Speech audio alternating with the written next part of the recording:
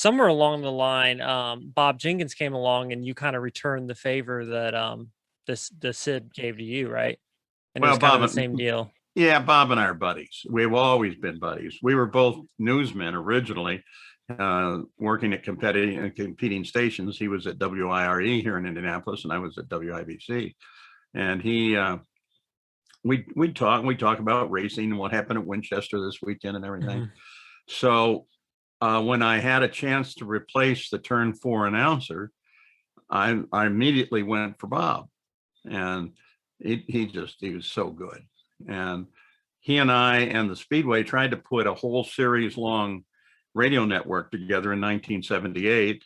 And that was fun because it was Bob and I and the engineer and the station coordinator, just the four of us out there. We'd pick up announcers locally, which helped us in two ways. We didn't have to travel an announcer. Everywhere we went, there were good announcers who really knew the tracks locally. Right. And so we'd pick a few of those up, and then they'd get on the air and say, hey, I'm going to be on the radio network on this weekend. So that was our start. And then in 1979, when ESPN came around, it wasn't on the air yet. But I got a call from some of my buddies. I was working for NBC Sports now in New York.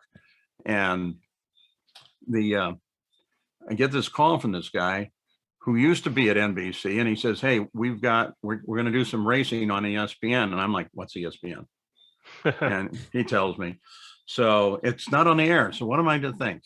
And he says, I need you to go produce. I know you're exclusive as an announcer, but as a producer, you're not. So I need you to produce for me. So I said, sure. And the mobile units, the trucks, came from the Christian Broadcasting Network. And we were doing at Eldora Super Speedway.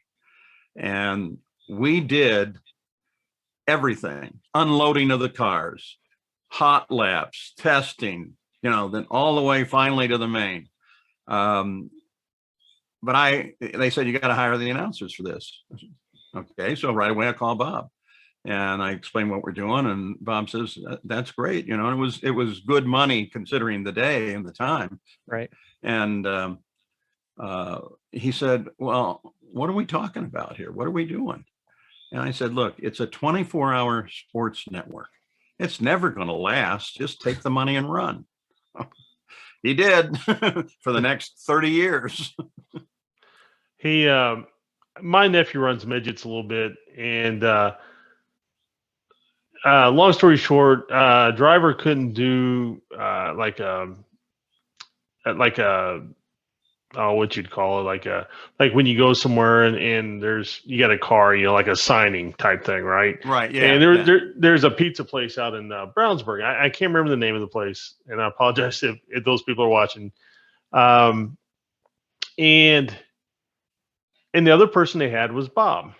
Mm-hmm. And Bob was kind enough to come over, and he did it. And so at the end of the day, we were packing up because we were actually going racing that night. And we were actually running up at Whitewater, or wherever you want to call it, by where Bob's from. And right. Bob had already talked to my nephew a little bit. And he was so excited to talk about that. But what struck me is how Bob was, just so kind to even come do something like that. He is first and above all a gentleman. He loves fans. Exactly. He loves talking, and he was perfect for the role. Right. And one thing that always strikes me about Bob is he always sounds like he's got a smile in his voice. He does. It's an amazing thing. The way he expresses himself, he always has a smile. Well, think about it. And think about it in my regard, too. We're two race fans who had nothing going for them.